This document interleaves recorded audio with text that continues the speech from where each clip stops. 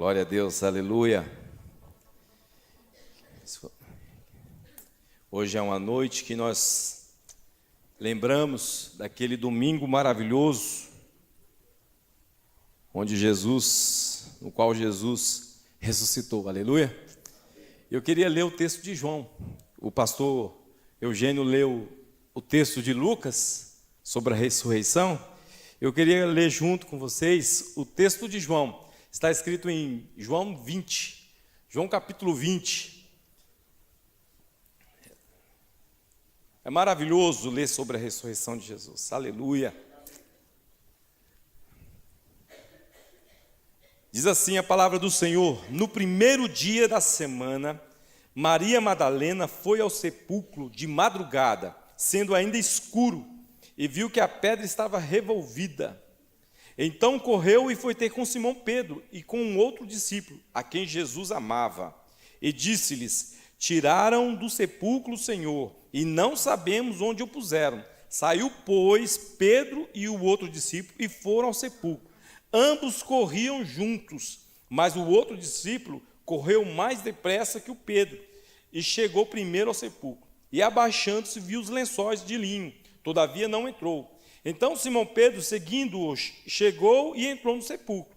Ele também viu os lençóis, e o lenço que estivera sobre a cabeça de Jesus, e que não estava com os lençóis, mas deixado num lugar à parte.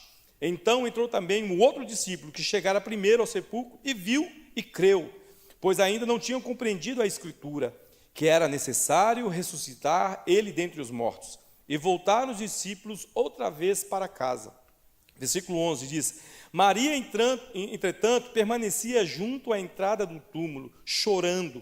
Enquanto chorava, abaixou-se e olhou para dentro do túmulo, e viu dois anjos vestidos de branco, sentados onde o corpo de Jesus fora posto, um à cabeceira e o outro aos pés. Então eles lhe perguntaram: mulher, por que choras? Ela lhes respondeu: porque levaram o meu Senhor, e não sei onde puseram. Tendo dito isso, voltou-se para trás e viu Jesus em pé, mas não reconheceu que era Jesus. Perguntou-lhe Jesus: mulher, por que choras? A quem procuras? Ela, supondo ser ele o jardineiro, respondeu: Senhor, se tu tiraste, dize-me onde o puseste, e eu o levarei. Disse-lhe Jesus: Maria. Ela, voltando-se, lhe disse em hebraico: Rabone, que quer dizer mestre. Amém. Meu Deus, muito obrigado, Senhor. Que coisa linda, Senhor. Que experiência maravilhosa, Deus eterno. E nós queremos falar sobre isso nessa noite. Senhor, nos ajude em nome de Jesus. Amém. É com muita humildade, muito cuidado que quero falar sobre isso. Mas esse dia de domingo, aquele domingo de manhã, sem sombra de dúvidas, era o dia mais importante de toda a história da humanidade. Aquele era o dia, eu imagino, gente, eu queria convidar vocês nessa noite a gente se transportar para aquele dia, aquela madrugada, aquela manhã que estava saindo. Aquela manhã era a manhã mais linda de toda a história, era a manhã mais importante, era o ápice, era o apogeu de tudo que Deus fez em todo o tempo, a promessa se concretizando, a morte sendo vencida, e Deus proporcionando a salvação a todos nós. Aquela manhã singela era a manhã mais importante de todas as eras. Simples assim.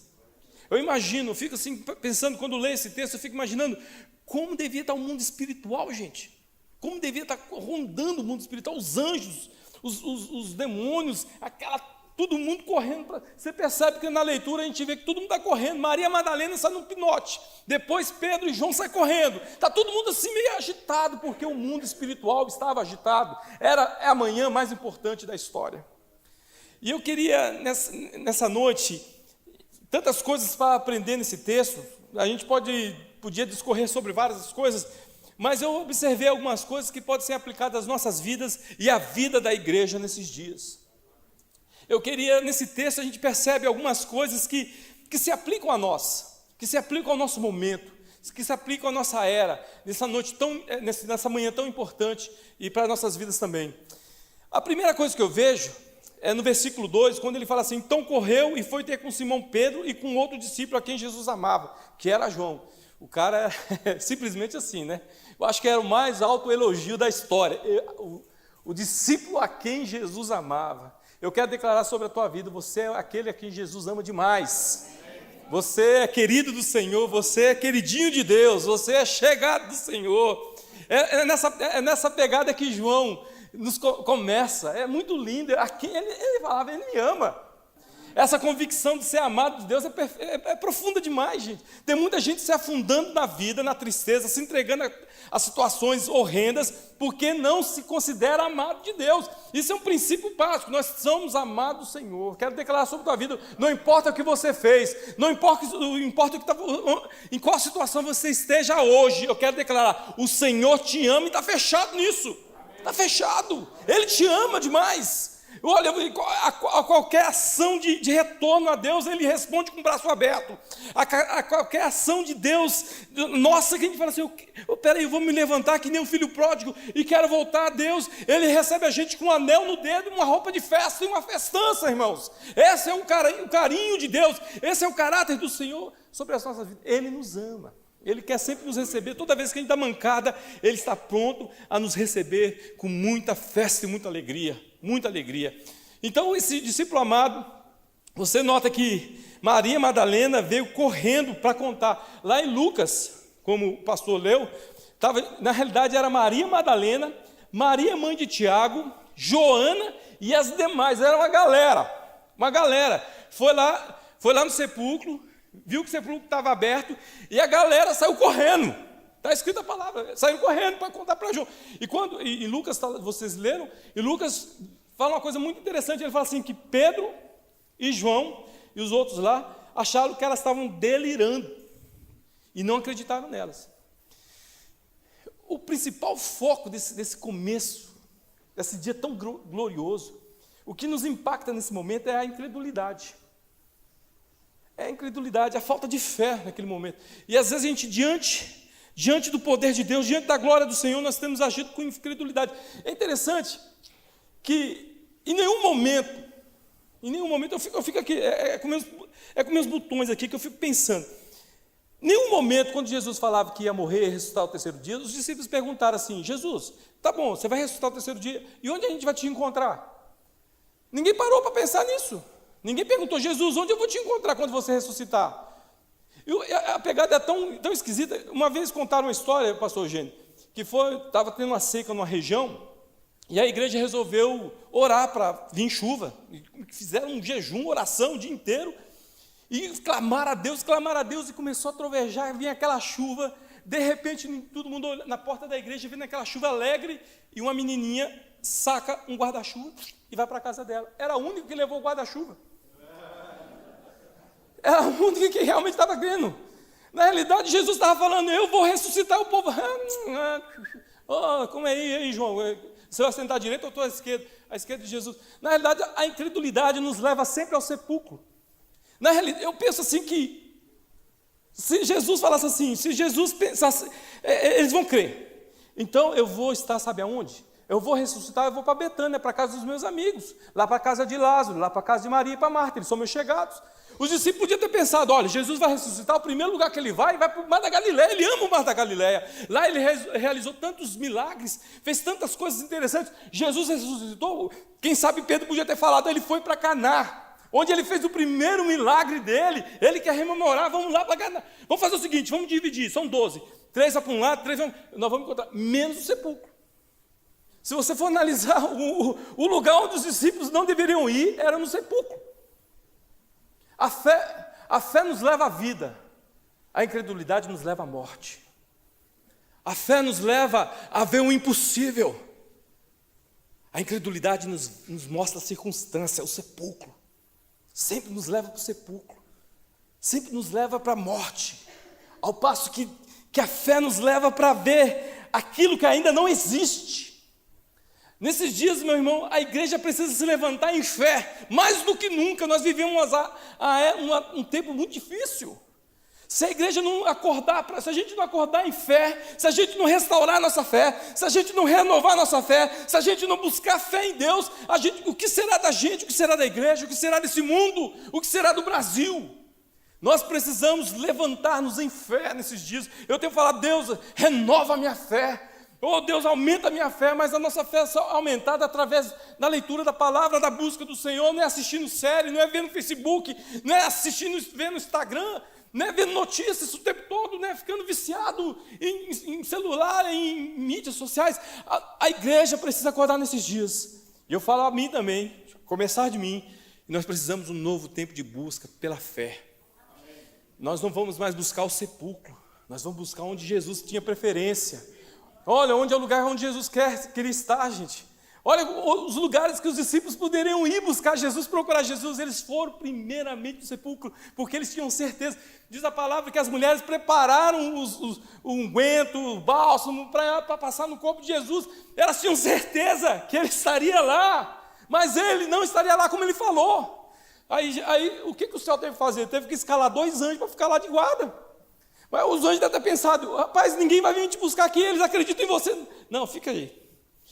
É como a gente vai fazer, às vezes, o culto de manhã lá no CCF, fica 2 diáconos ali, ó, o pessoal está lá, de manhã, lá no batismo.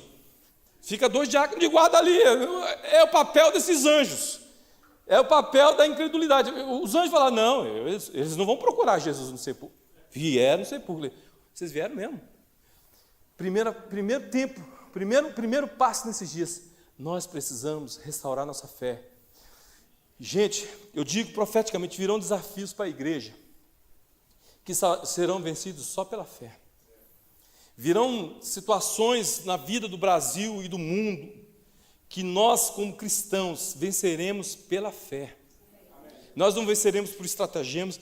Eu vejo muita gente, às vezes, que está acontecendo aí no mundo gospel, que acha que é a estratégia dele que fez ele vencer, não foi o favor do Senhor. Eu quero declarar em nome de Jesus, irmãos, que virão tempos que a nossa fé será testada e nós provaremos para o mundo em quem nós cremos, e Deus fará muitos milagres através das nossas vidas. Deus fará coisas incríveis através da igreja. Deus fará coisas maravilhosas através da tua família, meu irmão, em nome de Jesus. Coisas novas acontecerão, nós vivenciaremos milagres. Eu tenho falado muito nesses dias.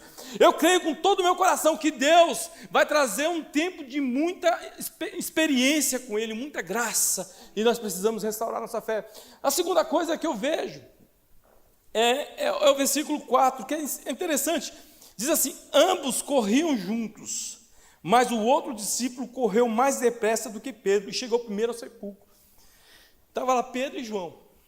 Pedro, aparentemente, o pessoal fala, era um pouquinho mais velho. E João estava mais preparado, malhadinho. Pedro, acho que mandava mais no barco, e João cuidava mais das redes lá, estava mais bombadinho. Fazia as academias lá, falava... Aí sai na carreira, Maria Madalena fala, pegaram o corpo de Jesus, não está mais lá. Aí ela veio correndo. Olha só, olha a imagem. Ela sai correndo com as mulheres. Pedro, João, roubaram o corpo de Jesus. Aí pega Pedro e João e as mulheres também, que depois Maria está lá de novo, sai correndo. E aí João sai num pinote espetacular, que nem o corredor de 100 metros, e para lá no sepulcro lá e fica esperando, fica parado, sem razão. Isso nos ensina, irmãos, que a igreja precisa correr junto. Nós só vamos funcionar se nós estivermos juntos, unidos, firmes, num propósito só. Eu quero dizer, em nome de Jesus, nós estamos entrando nos desafios. Essa igreja especificamente, nós vamos começar uma construção, nós vamos começar novas ações na área social, nós vamos fazer coisas novas em Cristo, e se a gente não estiver junto, a gente é derrotado. Se a gente não estiver caminhando, correndo junto, a gente fica para trás, vai deixar a gente para trás, vai deixar a gente sofrendo, e vai chegar a gente na frente sem saber o que fazer. Nós precisamos caminhar e correr juntos, mais do que nunca. A palavra, Jesus falou, o mundo vai conhecer a mim quando vocês observarem que vocês são um só.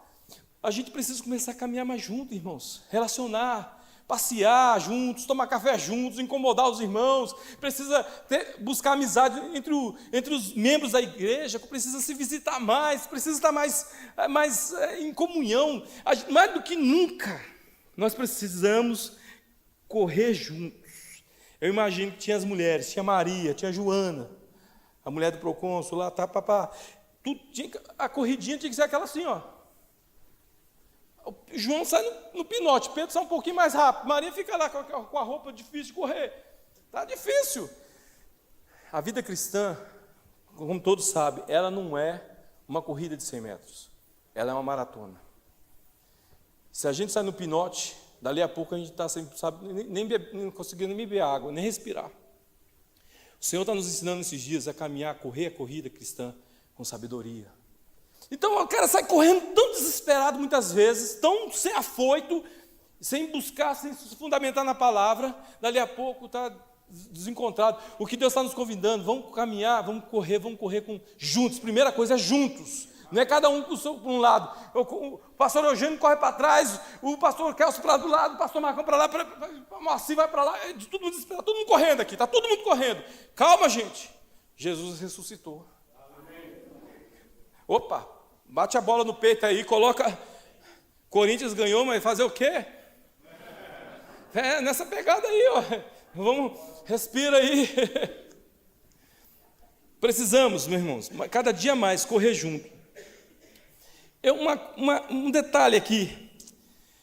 Aí o apóstolo João chega lá, dá uma olhadinha, não entra, fica assim, e aí, medão. Chega Pedro, entra lá, impetuoso, vê lá, opa, aconteceu alguma coisa aqui. Aí João dá uma corajinha, entra também. E aí, depois disso tudo, desse impacto aí, a palavra diz que ele creu, o versículo diz assim, e voltaram os discípulos outra vez para casa. Eu fiquei impactado com isso aqui. O cara tá assim, verificou que Jesus não estava lá, que os lençóis estavam lá, porque se alguém tivesse roubado o corpo de Jesus, tinha levado tudo. Ninguém ia falar, vou desmontar aqui Jesus, tirar as bandanas, colocar aqui. Não, Jesus ressuscitou, estava lá os lençóis lá do mesmo jeitinho, estava tudo certinho. Eles impactados com aquilo, João diz que creu, mas naquele momento, em vez deles falar, cara, nós vamos fazer qualquer coisa, nós vamos encontrar com Jesus. Não, vamos para casa, gente. Parece que não aconteceu nada, vamos para casa. Jesus ressuscitou, o que tem muitas vezes acontecendo com a igreja, que a urgência que Deus tem nos chamado esses dias, o mundo está caindo aos pedaços, a situação do mundo está de mal a pior.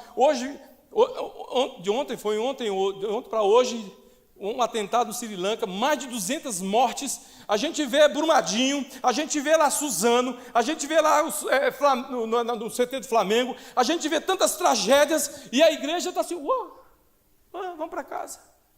Vamos para casa. Deus está nos alertando nesses dias para a gente acordar, para a gente falar, Jesus ressurreto, nos dê força, vamos te encontrar, vamos fazer diferença nesse mundo, vamos mover, vamos orar, vamos acionar o mundo espiritual, vamos trazer o teu reino para o Brasil, para a terra, em nome de Jesus. E esses caras simplesmente assim, vamos para casa, vamos descansar, vamos assistir a Globo News como eu gosto. Vamos assistir, eu não gosto mais da Globo News. Eu gostava da Globo News, definitivamente eu não gosto tanto da Globo News. Estou assistindo mais agora Os Homens da Montanha. É como se fosse, eu amo ficar em casa, sentado no meu sofazinho, assistir um programinha desses assim, que você fica com a mente vazia, assim, quase uma baba. Mas nesses tempos nós temos que nos levantar, irmãos, a ficar atentos. Estava falando ali com o Fabinho, o investidor Fabinho, que não gosta de ver jornal. Eu falei, Fabinho, você tem que ler jornal, fião. Se você quer aplicar na bolsa, você tem que ler jornal, você tem que saber que a Petrobras, não sei o quê, o cara interviu lá, e aí depois acertou, a Petrobras subir e descer. Aí eu falei, Fabinho, eu não leio jornal. O crente tem que ler o mundo, em nome de Jesus. O crente tem que ver esse pano de fundo que está acontecendo no mundo, para poder colocar os joelhos no chão e orar, interceder, buscar o Senhor, para Deus intervir nessa nação. O crente tem que estar de olho nas notícias, tem que estar de olho no jornal, tem que estar de olho no que está acontecendo, para poder interceder, orar e clamar ao Senhor, para um avivamento, para uma mudança de história do Brasil, em nome de Jesus. O crente tem que estar de olho e ouvido aberto, pelo que Deus está clamando, pelo que Deus está fazendo. E os caras foram para casa. Aí Maria Madalena não. Maria Madalena ficou lá. Que interessante, né?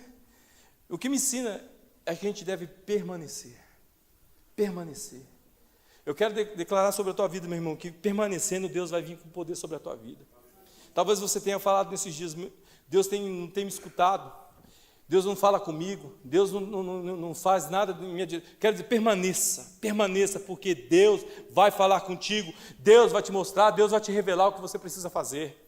Tem muita gente falando, olha, Paulinho, eu não ouço Deus. Eu falo, meu irmão, entra na fila. Entra na fila da perseverança. Entra na fila da fidelidade.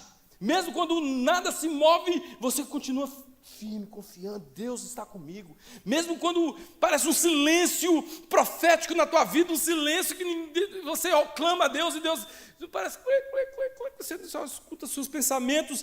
Deus está escutando, Deus está te respondendo, Deus está fazendo algo, e você tem que permanecer ali na porta ali. Você tem que ficar que nem Maria Madalena. Puxa, eu não estou entendendo o que está acontecendo. Ele ressuscitou, alguém pegou o corpo dele, ela estava naquela angústia, naquela ansiedade. Mas eu quero permanecer, eu quero saber onde vai chegar essa situação. Irmãos, tem muita gente desistindo no meio do caminho. Tem muita gente desistindo no momento que Deus vai derramar a bênção. O cara, demorou demais. Vai embora. Eu quero declarar sobre a tua vida a bênção da permanência. De você, não importa o que acontecer, você está firme, você está lá vigilante. Meu Deus, eu não importa o que aconteça na minha vida, uma coisa eu faço, eu fico firme na tua presença. Talvez as coisas estão balançando, talvez as coisas estão acontecendo, as tristezas estão vindo, as notícias ruins estão vindo, mas você tem que permanecer no Senhor, porque Ele te ajudará, Ele te fortalecerá, em nome de Jesus. Agora, o versículo 15, para mim, é o versículo mais intenso aqui, irmãos. Porque chega ali naquele momento e perguntou-lhe Jesus, mulher, por que choras? Olha essa é uma pergunta muito forte. Por que você está chorando? Qual é o motivo do seu choro? Eu sei que tem muita gente chorando nas madrugadas. Eu sei que tem gente chorando durante o dia. Jesus te pergunta, por que você chora? Eu sei que tem as situações da nossa vida que a gente tem que chorar mesmo. Eu já tive situações na minha vida que a única coisa que eu podia fazer era chorar, e chorar com força. E a Maria sabe que quando eu choro com força é para assustar. É para chamar os paramédicos. Chame os paramédicos, o Paulo está chorando. Mas está morrendo. Mas tem momento na nossa vida que a gente tem que chorar. Mas o que Jesus está perguntando para Maria naquele momento é assim, o que está te causando comoção? Será que é a perda de um amigo, no caso dele, um mestre, uma pessoa que dava assistência a ela, que dava atenção para ela? Ou algo maior está te trazendo essa comoção?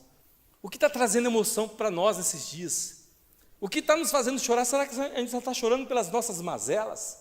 Será que o único choro nosso é pelas nossas dificuldades? Ou será que nós estamos chorando pelos abortos? Nós estamos chorando pela situação social do Brasil? Será que nós estamos chorando pelas tragédias que estão acontecendo? Será que nós estamos chorando pelas prostitutas? Será que nós estamos chorando pela situação do mundo hoje? Será que nossas lágrimas estão correndo para alguma coisa importante nesses dias? Será que a gente está se movendo? Será que nosso coração está ficando peludinho? Será que o nosso coração está ficando durinho? Será que nada mais tira nossas lágrimas espirituais? Será que a gente não está percebendo? Eu fico preocupado comigo muitas vezes. Quando você vê uma situação dessa, por exemplo, aquela morte daqueles jovens lá na Boate Kiss. Meu Deus, eu cheguei em casa, eu era líder de jovens na época, eu acho que era 2010, se eu não me engano, 2013. E eu pego a notícia, 200 e tantos jovens morreram na boate. E eu parei naquele momento e eu percebi que as lágrimas não vieram. Eu falei, meu Deus, uma notícia dessa e eu não estou aqui, pá. E eu comecei a falar, meu Deus, quebrando meu coração. Eu não posso ver uma notícia dessa e não me quebrantar, não chorar, não sentir. E ali, por misericórdia do Espírito Santo, ele foi gerando ali, eu comecei a orar pela família daquelas pessoas. E comecei a sentir a presença de Deus, falar, meu Deus, consola, só o Senhor pode consolar. E aqueles jovens, que estado que eles morreram? Qual foi a situação que eles morreram? Meu Deus, o que a gente pode fazer para essa juventude? como o Brasil está caminhando, como esses jovens estão caminhando, uma onda de suicídio vindo sobre os jovens e adolescentes, como nunca, irmãos. E a gente precisa começar a colocar lágrimas nos olhos, começar a interceder por esses jovens, começar a clamar pelo Brasil, pelos jovens do Brasil, pelos adolescentes do Brasil. O rapaz aqui estava, o pastor Marquinhos estava pregando, a minha preocupação não é nem essa geração, é a que virá, a geração que virá, meu Deus, o que vai acontecer se essa geração está tumultuada? Imagina do que virá. E a gente tem que começar a orar, a clamar, a gente tem que começar a clamar pela situação do movimento abortista. Meu Deus, que história é essa? Como que pode, irmão? A igreja precisa chorar. Por que você está chorando? Será que você só chora pelas suas dificuldades? Será que Deus vai começar a colocar uma comoção, um espírito de intercedor? Você vai se colocar na brecha pelo país? Eu falo isso para mim também, irmãos. Não é o momento de Deus nos levantar como intercessores dessa nação, intercessores dessa cidade que está sofrendo também, intercessores desse estado. Será que Deus não está levantando essa igreja para levantar um clamor, para que o avivamento venha sobre as igrejas que estão amortecidas? Será que não é o momento da igreja se levantar em intercessão e clamor profundo pela salvação da nossa nação, pela salvação dos jovens, salvação de anciãos? Por que choras? Por que choras? A gente tem que se perguntar, de vez em quando eu me pergunto, meu Deus, que coração duro é esse? Que escuta uma notícia dessa e não faz uma reflexão. Uma notícia de 207 cristãos assassinados. Uma notícia, vem um vendaval sobre Beira. O que eu posso fazer? Eu estou chorando, eu estou impactado, eu estou sentindo o que está entristecendo o céu nesses dias, irmãos. A gente tem que buscar essa visão, o que entristece o céu, porque se entristece o céu, tem que entristecer meu coração também. O que alegra o céu alegra o meu coração também. E aí Jesus faz outra pergunta profunda: a quem procuras? A quem procuras? Quem nós temos procurado nesses dias? Essa é uma pergunta muito importante para nós. Será que nós temos procurado em Jesus um mágico? Será que nós temos procurado em Jesus um Papai Noel? Será que nós temos procurado em Jesus apenas um filósofo? Apenas um mestre? Apenas um profeta? Quem é Jesus? A quem você procura? Essa pergunta é importante. Imagine na Coreia. Imagine na Coreia do Norte. Se um cara é cristão, ele tem que saber quem é Cristo de verdade, porque sobre essa fé, sobre essa rocha, ele vai entregar a vida dele e da família dele. Se você vai ver algum cristão na Síria, algum cristão no Oriente Médio, em quem ele crê, quem é Jesus para ele, porque dependendo de quem é Jesus para ele, ele entrega a vida dele. Se Jesus é apenas um profeta, ele fala, não, pode deixar quieto, eu nego e está feito. Agora, se Jesus é o Rei dos Reis, Senhor dos Senhores, aquele que é e há de vir, ele entrega tudo, ele entrega a sua vida, entrega os seus bens, entrega os seus negócios, ele permite qualquer coisa para não negar a fé em Cristo Jesus. Gente, está vindo situações que a gente vai ter que se posicionar como cristão de verdade. E a gente vai ter que se firmar como cristão de verdade. Se Jesus é apenas um conceito para nós, se Jesus é apenas um filósofo para nós, se Jesus é apenas algo interessante, com palavras bonitinhas, a gente vai se perder. Mas se Jesus ele é o nosso Salvador, nosso Senhor, nosso Remidor, nosso Redentor, tudo muda de foco. A gente enfrenta qualquer luta, qualquer parada, a gente enfrenta qualquer situação em nome de Jesus.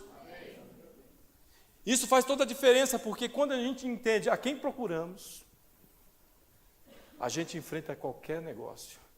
O pastor Guilherme, que esteve aqui no Ocean, quem veio aqui no Ocean? Levanta a mão. Foi uma benção, né? Foi uma maravilha. E ele falou uma coisa muito interessante.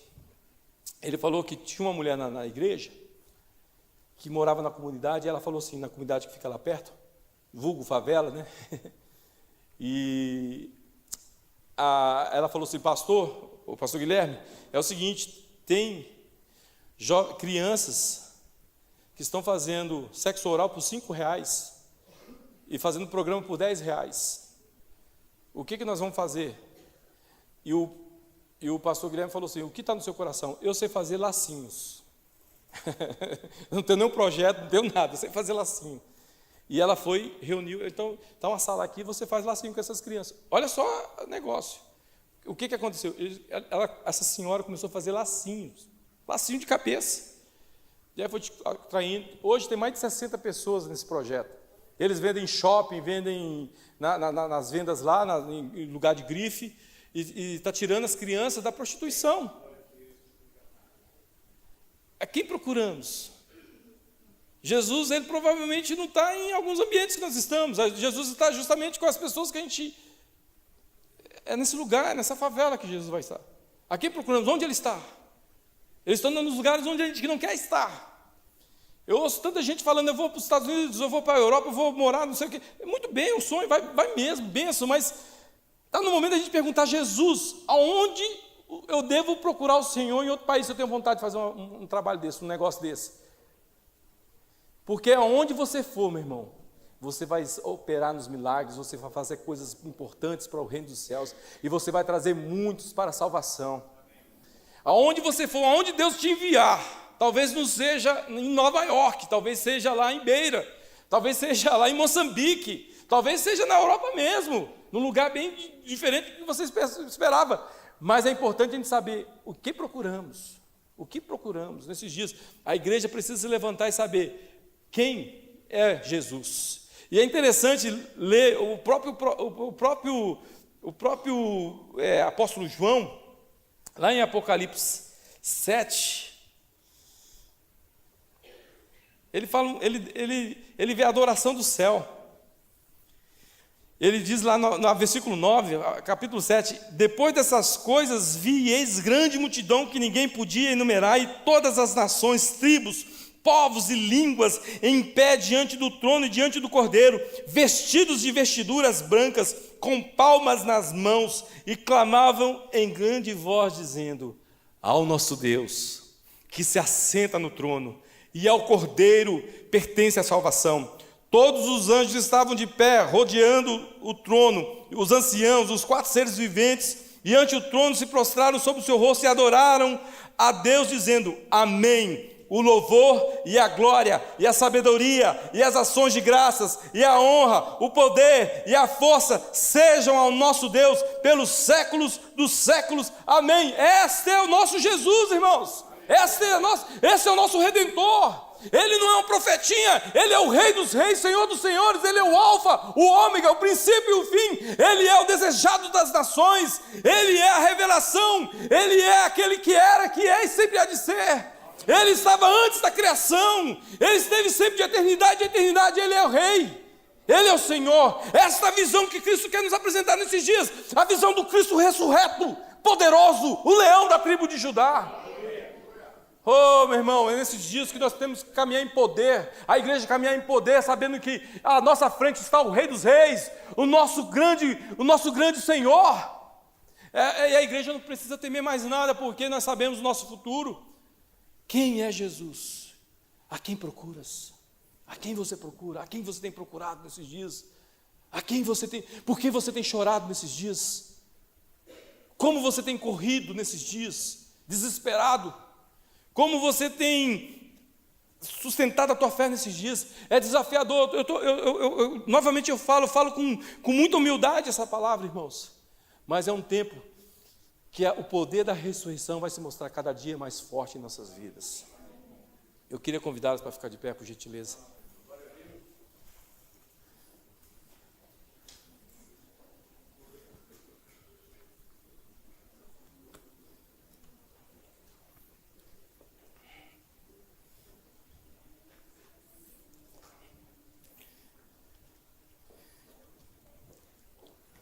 Queria que você começasse a refletir sobre isso que eu falei. Primeiro, esses dias pedindo ao Senhor, quebranta meu coração, quebranta meu coração. As minhas batalhas, as minhas lutas, os meus enfrentamentos têm me endurecido. Às vezes acontece isso, irmão. Você enfrenta tantas lutas, tantas dificuldades, que aquilo vai te embrutecendo muitas vezes.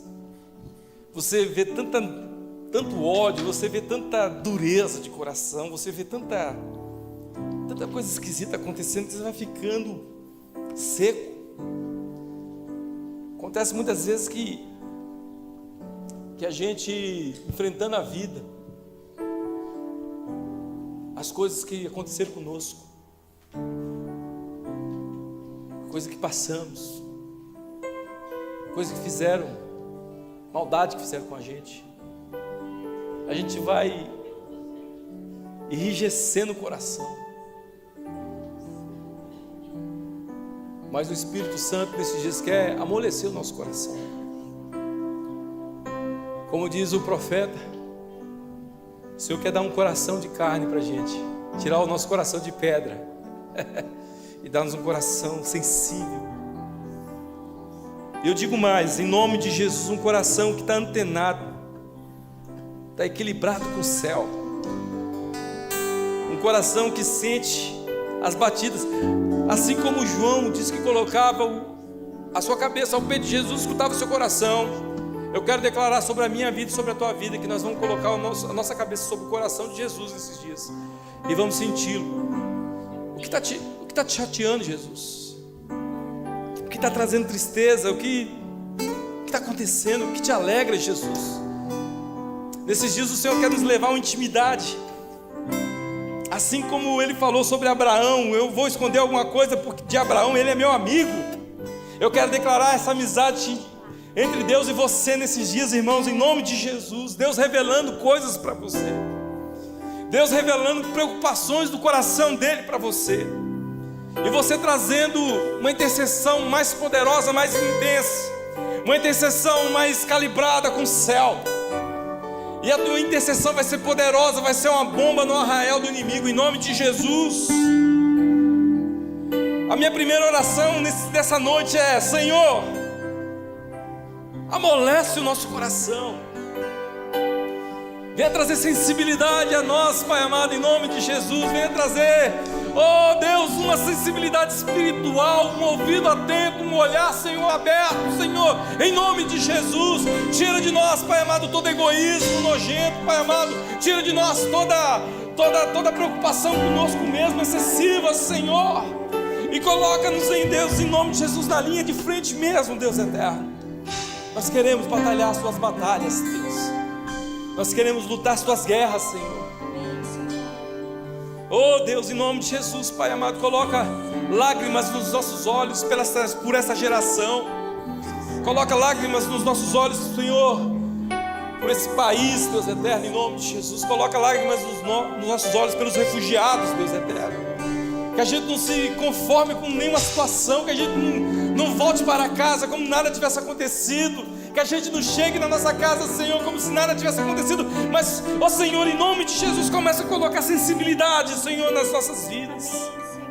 Oh Deus, em nome de Jesus. Eu também, Senhor, te peço em nome de Jesus, Pai amado, que a revelação do Cristo ressurreto, que a revelação do Cristo poderoso, que a revelação do Rei dos Reis, Senhor dos Senhores, que a revelação daquele que tem na sua coxa escrito Rei dos Reis, Senhor dos Senhores, aquele cujo manto está tinto de sangue, aquele cuja a boca com a sua palavra destruirá Satanás, aquele que viverá para sempre, aquele que reinará para sempre. A revelação desse Jesus poderoso venha sobre as nossas vidas. Toda outra história, qualquer uma historinha, Senhor, desapareça do nosso coração, da nossa mente. Jesus não é um profetinha, Jesus não é um filósofo, Jesus não é uma influência boa. Jesus é o Senhor e Deus. Ele é o Rei, Ele é o Senhor. Oh Deus eterno, as constelações se abrirão, como diz o Salmo 18. Oh, levantai, ó porta, as vossas cabeças, levantai-vos, ó portais eternos, para que entre o Rei da Glória. Quem é o Rei da Glória? O Senhor dos Exércitos, Ele é o Rei da Glória. Oh Deus, que essa revelação venha sobre o teu povo, sobre a minha vida, Senhor, porque sobre essa revelação, Deus, sob essa revelação, Deus, nós enfrentaremos qualquer batalha sem ir para trás, Senhor, mas indo para frente, Deus eterno.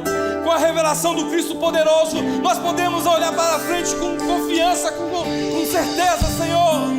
Oh Deus, traz essa revelação para a tua igreja, Deus, cada dia mais, do Jesus maravilhoso, do Jesus glorioso, daquele que era, que é e há de vir. Oh, riquezas, honra, sabedoria, ações de graça pertencem a Ele. Oh, os anciãos, os 24 seres viventes, os 24 anciãos, os 4 seres viventes, e todos os povos, línguas, tribos e as nações, oh, se prostrarão diante de Cristo Jesus. Todo joelho se dobrará e toda língua confessará que Jesus Cristo é o Senhor. Ele é o Senhor. Ele é o Senhor dessa igreja. Ele é o Senhor da minha vida. Ele é o Senhor da minha casa. Ele é o Senhor do Brasil. Ele é o Rei das nações. Essa revelação, Senhor, venha profundamente, dissipando toda incredulidade nesses dias, dissipando, Senhor, toda palavra contrária nesses dias. Oh, a revelação do Cristo ressurreto venha com poder sobre as nossas mentes, tirando todo o sofisma, todo enganamento, toda enganação, Senhor, em nome de Jesus. Eu declaro mentes cativas aos pés de Jesus Cristo, mentes abertas para Cristo e fechadas para ensinamentos errados, em nome de Jesus. Oh, você pode dizer: Senhor, eu te amo. Você pode dizer: Jesus, eu te amo. Você pode adorar o Senhor ressurreto. Você pode falar: Jesus Cristo, Tu és tudo para mim. Jesus, Tu és o digno de honra e de glória, de majestade. Tu és digno de adoração. Tu és digno de toda glória, de todo louvor, de toda exaltação. Tu és aquele poderoso Rei. Tu és o nosso amado. Tu és o Deus poderoso. Tu és o Alfa, o Ômega, o princípio e o fim. Tu és, Senhor. Tu és a nossa fortaleza, nosso abrigo, nosso refúgio. Tu és a nossa força. Tu és o nosso escudo e proteção. Tu és a alegria, Senhor. Tu és a sabedoria. Tu és, Jesus, tudo, Senhor. Oh, Jesus, Tu eras desde o princípio, e o Verbo se fez carne e habitou entre nós, cheio de graça e de verdade, e vimos a Sua glória como a glória do unigênito do Pai. Ele é o Rei da criação. Ele é o Senhor poderoso. Adoramos, Te exaltamos, Te bendizemos, Te glorificamos, Senhor. Tu és digno, oh, adorado é.